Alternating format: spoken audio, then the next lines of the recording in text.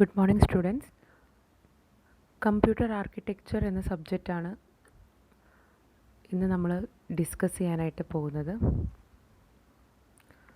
നിങ്ങളുടെ third സെമസ്റ്ററിലെ computer architecture CA എന്ന് പറഞ്ഞിട്ടുള്ള സബ്ജക്റ്റാണ് ഞാൻ എടുക്കുന്നത്. അതിൻ്റെ ഒരു ഇൻട്രോ ആയിട്ട് നമുക്ക് ഇന്നത്തെ ക്ലാസ് സ്റ്റാർട്ട് ചെയ്യാം. എന്താണ് കമ്പ്യൂട്ടർ ആർക്കിടെക്ചർ എന്നുള്ളതിനെക്കുറിച്ച് ആദ്യം നിങ്ങൾക്കൊരു ഐഡിയ വരണം. അപ്പോൾ ഈ ഒരു കമ്പ്യൂട്ടർ ആർക്കിടെക്ചർ എന്നുള്ള ഒരു വേർഡിൽ നിന്ന് തന്നെ നമുക്ക് മനസ്സിലാക്കാം, ഈ ഒരു സബ്ജക്റ്റ് ത്രൂ ഔട്ട് നമുക്ക് പഠിക്കാനായിട്ടുണ്ടാവുക ഡിഫറെൻ്റ് ആർക്കിടെക്ചേഴ്സ് ആയിരിക്കും, ഡിസൈൻസ് ആയിരിക്കും. അതുകൊണ്ട് തന്നെ ഏതൊരു ക്വസ്റ്റ്യൻ നിങ്ങൾ അറ്റൻഡ് ചെയ്യേണ്ടി വരുമ്പോഴും അതിൻ്റെ കൂടെ നിങ്ങൾ മസ്റ്റായിട്ടും ഒരു ഫിഗർ എന്തെങ്കിലും വരയ്ക്കേണ്ടതായിട്ട് ഈ ഒരു സബ്ജക്റ്റിൽ വരും.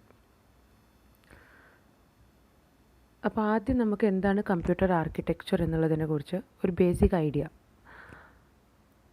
നമ്മളൊരു പ്രോഗ്രാമറിൻ്റെ വ്യൂവിൽ നോക്കുമ്പോൾ നമുക്കൊരു പ്രോഗ്രാം ചെയ്യുമ്പോൾ ഒത്തിരി ഡാറ്റാസ് ആവശ്യമുണ്ടായിരിക്കും, മെമ്മറി ആവശ്യമുണ്ടായിരിക്കും. അതെങ്ങനെ ഇൻപുട്ട് ചെയ്യാം, അതെങ്ങനെ ഔട്ട്പുട്ട് അതിന് ഡിസ്പ്ലേ ചെയ്യാം, ഇങ്ങനെയുള്ള ഒത്തിരി റിലേറ്റഡ് ആയിട്ടുള്ള കാര്യങ്ങളുണ്ടായിരിക്കും. അപ്പോൾ ഒരു കമ്പ്യൂട്ടർ ആർക്കിടെക്ചർ എന്ന് പറഞ്ഞാൽ അതൊരു ഡിസൈനാണ്, ഒരു സിസ്റ്റത്തിൻ്റെ ഡിസൈനിനെയാണ് നമ്മൾ എന്ത് പറയുന്നത്, കമ്പ്യൂട്ടർ ആർക്കിടെക്ചർ എന്ന് പറയുന്നത്. ഒരു പ്രോഗ്രാമറിന് വിസിബിൾ ആയിട്ടുള്ള കമ്പ്യൂട്ടർ സിസ്റ്റത്തിൻ്റെ ഡിസൈനിനെയാണ് നമ്മൾ കമ്പ്യൂട്ടർ ആർക്കിടെക്ചർ എന്ന് പറയാം. ക്ലിയർ? ദെൻ എന്താണ് കമ്പ്യൂട്ടർ ഓർഗനൈസേഷൻ? അതിൽ ഇൻട്രൊഡക്ഷനിൽ വരുന്ന അടുത്തൊരു ടേം നമുക്ക് പഠിക്കാനുള്ളതാണ് എന്താണ് കമ്പ്യൂട്ടർ ഓർഗനൈസേഷൻ. നമ്മൾ പറഞ്ഞു ഒരു കമ്പ്യൂട്ടർ സിസ്റ്റത്തിൻ്റെ ഡിസൈനിനെയാണ് നമ്മൾ കമ്പ്യൂട്ടർ ആർക്കിടെക്ചർ എന്ന് പറയുന്നത്.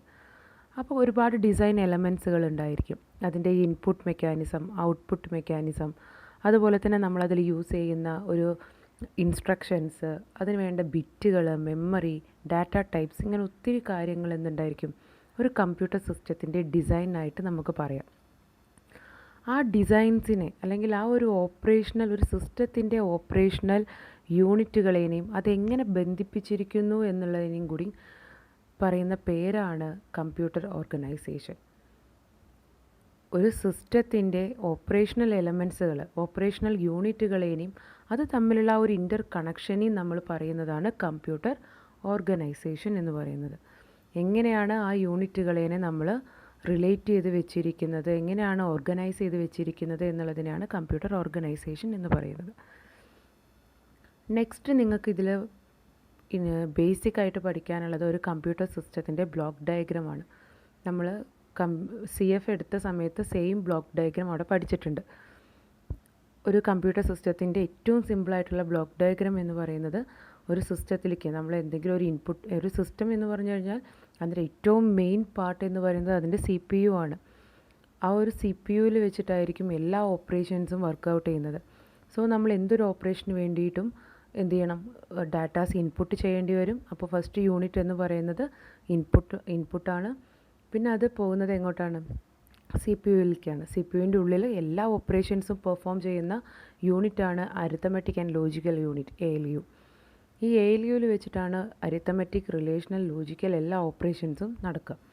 അതിനു വേണ്ടി സഹായിക്കാനാണ് CU എന്ന് പറഞ്ഞാൽ ആ ഒരു മെക്കാനിസം അല്ലെങ്കിൽ ആ ഒരു ഓപ്പറേഷനെ പ്രോപ്പറായിട്ട് കൺട്രോൾ ചെയ്ത് കൊണ്ടുപോകാനുള്ള യൂണിറ്റാണ് control unit, that is CU. Then നമുക്ക് ആ ഒരു ഓപ്പറേഷന് വേണ്ട ഡാറ്റാസിനെ എടുക്കാനും അതുപോലെ തന്നെ റിസൾട്ടുകൾ തന്നെ സ്റ്റോർ ചെയ്യാനും ഒക്കെ വേണ്ടി നമ്മൾ യൂസ് ചെയ്യുന്ന സ്പേസ് ആണ് എന്ത്, നമ്മളുടെ മെമ്മറി. പിന്നെ ആ ഒരു റിസൾട്ടിനെ ഔട്ട്പുട്ട് യൂസർക്ക് വിസിബിൾ ആക്കാൻ വേണ്ടിയിട്ടാണ് ഔട്ട്പുട്ട് യൂണിറ്റ് അവിടെ കൊടുത്തിട്ടുള്ളത്. ഈ ഒരു ബ്ലോക്ക് ഡയഗ്രാം നമ്മൾ CF-ൽ പഠിച്ചതാണ്, ഒന്നും കൂടി ഓർത്തിരിക്കുക. അപ്പോൾ ഇത്രയും കാര്യങ്ങളാണ് ജസ്റ്റ് ഒരു ഇൻട്രോ ആയിട്ട് ഇന്ന് നിങ്ങളോട് ഷെയർ ചെയ്തിട്ടുള്ളത്. നിങ്ങളെ നോട്ട് CAക്ക് വാങ്ങുക.